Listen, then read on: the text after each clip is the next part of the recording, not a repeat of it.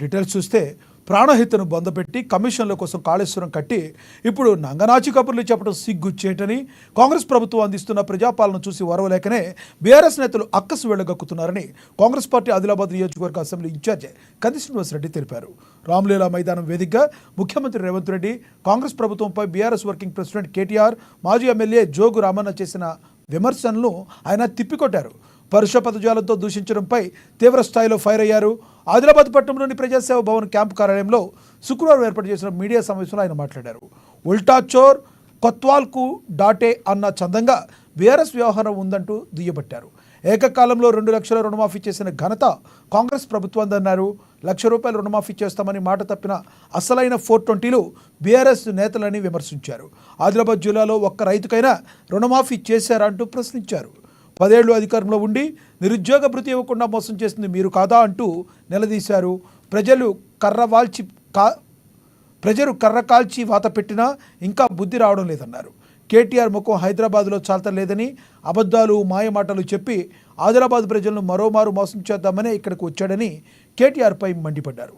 జనానికి ముఖం చూపించే దమ్ము లేక ఫామ్ హౌస్లోనో ప్రగతి భవన్లోనో దాక్కునే పాలన తమది కాదని, ప్రజలకిచ్చిన మాట కోసం కట్టుబడే ప్రభుత్వం అని నొక్కి చెప్పారు. ఆయన తమ రేవంత్ రెడ్డి భాజప్తా చెప్తాడని చెప్పిన ప్రతి హామీని నెరవేరుస్తారని పేర్కొన్నారు.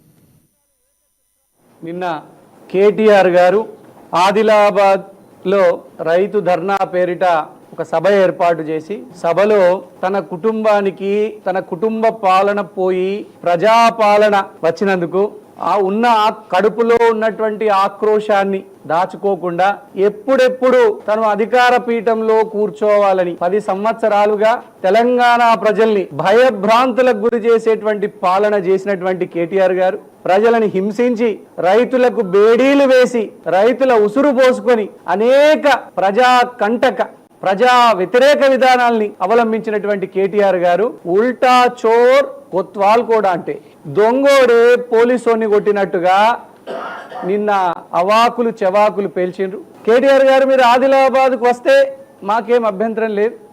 తెలంగాణలో ఎవరైనా ఏ రాజకీయ నాయకుడైనా ఎక్కడైనా స్వేచ్ఛగా ప్రచారాన్ని నిర్వహించుకోవచ్చు. కేటీఆర్ గారు మీరు తిరుగులేని నాయకుడిగా చలామణి అయినటువంటి రోజులల్లా 10 సంవత్సరాలల్లా నువ్వు ఆదిలాబాద్ కు శాంక్షన్ అయినటువంటి టెక్స్టైల్ పార్క్ ని వరంగల్ కి దొంగతనంగా తీసుకుపోయినటువంటి దొంగ మీరు కాదా?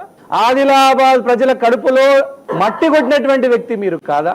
మీరే ఉల్టా చోర్ కొత్వాల్ కోట అంటే టెక్స్టైల్ పార్క్ ని ఆదిలాబాద్ నుంచి ఎత్తుకుపోయింది కేటీఆర్ గారు మీరే. ఆదిలాబాద్ ప్రజల నోట్లో మట్టి కొట్టింది మీరే. మీరు 10 సంవత్సరాలు ఏకఛత్రాధిపత్యంగా తిరుగులేని రాజకీయ అధికారం చెలాయించిన రోజులలో మీకు CCI పరిశ్రమ గుర్తుకు రాలేదా కేటీఆర్ గారు? ఎవరికి చెప్తున్నారు ఈ శుద్ధులు? ఎవరికి చెప్తున్నారు మీరు నీతులు? మీరే కదా పరిశ్రమల శాఖ మంత్రి ఉండే, మీరే కాదా కేటీఆర్ గారు? మీరు పరిశ్రమల శాఖ మంత్రిగా ఉన్నప్పుడు మీ సొంత డబ్బా స్వలాభం కోసం పనిచేసిండ్రు తప్ప కుటుంబ పాలన తప్ప తెలంగాణ ప్రజలకు మీరు చేసింది ఏంటి? 2 లక్షల రూపాయల రుణమాఫీ ఏకకాలంలో మా ఆదిలాబాద్ జిల్లాల ప్రజలందరూ కూడా ఎంతో సంతోషాలు వ్యక్తం చేస్తా ఉన్నారు. 2 లక్షల రూపాయల రుణమాఫీ కోసం 55,000 మందికి పైగా రైతులకు